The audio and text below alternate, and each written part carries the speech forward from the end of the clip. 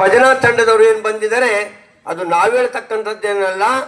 ದೇಹವೇ ದೇವಾಲಯ, ಜೀವವೇ ಶಿವಲಿಂಗ,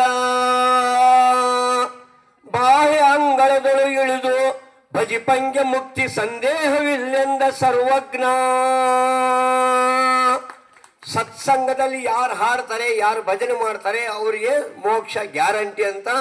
ಮತ್ತೆ ಶರಣರ ಮಾತುಗಳು ಏನು ತಾವು ಕೇಳಿದಿರಲ್ಲ, ಅವ್ರ ಮಾತುಗಳನ್ನು ಕೇಳಿ ಈ ಕಿವಿಗೆ ಬಿಡೋದಲ್ಲ.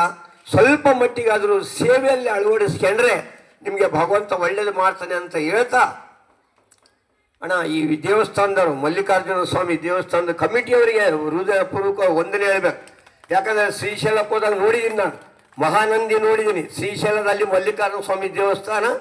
ಇದು ಈ ಪಾರ್ಕಿನ ಜಾಗ ಇವ್ರ ದೇವಸ್ಥಾನಕ್ಕೆ ಮಾಡಬೇಕಾದ್ರೆ ನಮ್ದೊಂದು ಸ್ವಲ್ಪ ಅಳಿಲು ಸೇವೆ ಸೇರಿತ್ತು ಇದಕ್ಕೆ. ಅಣ್ಣ ನೀವೆಲ್ಲ ಚೆನ್ನಾಗಿ ಮಾಡ್ಕೊಂಡು ಹೋಗ್ತಾ ಇದ್ದೀರಿ. ಈ ಸ್ನೇಹಿತರು ಪರಮ ಭಕ್ತರು, ದಯವಿಟ್ಟು ನಾವೆಲ್ಲರೂ ಅಮ್ಮನವ್ರು ಹೇಳಿದ ಮಾತುಗಳೇನಿದ್ದಾವೆ ಅದು ಸ್ವಾರ್ಥದಿಂದಲ್ಲ. ಅವರು ನಿಮ್ಮನ್ನು ತಗೊಂಡೋಗಿ ಪರಮಾತ್ಮನಲ್ಲಿ ಬೆರೆಸ್ತಕ್ಕಂಥ ವಿಚಾರಗಳನ್ನು ರಾಮಕೃಷ್ಣ ಪರಮಹಂಸರವರು, ಶಾರದಾದೇವಿ ಅಮ್ಮನವರು, ಶ್ರೀ ಸ್ವಾಮಿ ವಿವೇಕಾನಂದವ್ರು ಹೇಳಿದ್ದಾರೆ. ಅದು ಜೇನುತುಪ್ಪ ಇದ್ದಾಗೆ, ಜೇನುತುಪ್ಪ ತಿಂದಮೇಲೆ ಮತ್ತೆ ಬೆಲ್ಲ ಕಲ್ಸಕ್ಕರೆ ಹುಡುಕ ಅಗತ್ಯ ಇಲ್ಲ. ಅದಕ್ಕೆ ಇವತ್ತು ಜೇನುತುಪ್ಪದಂತಹ ನುಡಿಗಳನ್ನು, ಅಮೃತದಂತಹ ನುಡಿಗಳನ್ನು ನನಗೆ ನನ್ನ ಮನಸ್ಸಿಗೆ ಹಾಕಿದ್ದು ತ್ಯಾಗಮಯ್ಯ ಅಮ್ಮನವರು. ಕೊರೋನಾ ಕಾಲ ಬಂದಾಗ ನನಗೆ ಕೊಟ್ಟಂತಹ ಪುಸ್ತಕ ಶ್ರೀರಾಮಕೃಷ್ಣ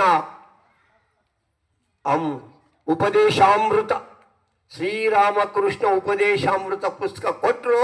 ಕೊರೋನಾ ಬಂದಿತ್ತು, ಹೊರಗಡೆ ಓಡಾಡೋದು ಕೈ ಬಿಟ್ಟು ಆ ಪುಸ್ತಕ ತುಂಬ ಓದಕ್ಕೆ ಸಹಾಯ ಆಯಿತು. ಅದಕ್ಕೆ ನಿನ್ನೆ ನಾನು ಅಮ್ಮನವರಿಗೆ ಹೋಗಿ ಆಶ್ರಮಕ್ಕೆ, ಅಮ್ಮ ನಾನು ಕೊರೋನಾ ಕಾಯಿಲೆ ಒಂದು ಸೆಲ್ಯೂಟ್ ಯಾವಾಗಲೂ ಹೊಡಿತೀನಿ ಅಂತ ಹೇಳ್ತೀನಿ.